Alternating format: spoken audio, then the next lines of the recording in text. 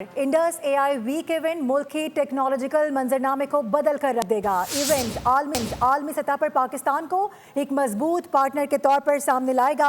पाकिस्तान मुश्तरका राह पर पुरअज़म और जोश के साथ कदम बढ़ा रहा है। वज़ीर आज़म शहबाज शरीफ का इंडस एआई वीक की इफ्तिताही तकरीब से खिताब। कहा, पाकिस्तान की 24 करोड़ आबादी में 60% नौजवान हैं।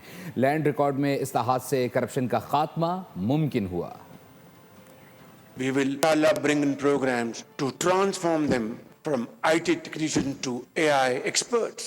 With your solid cooperation, with your hand-holding, Pakistan will be a great partner in this field. Pakistan has a population of 240 million people, and out of this, 60% belong to our boys and girls. Punjab Land Digitization Plan, through great partnership with World Bank, which eased out corrupt revenue officer.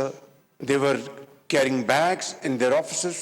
They would tinker with the record and money would exchange hands. All this was brought to a grinding halt. Today, Pakistan is absolutely ready on its toes to join the world in the field of AI interventions.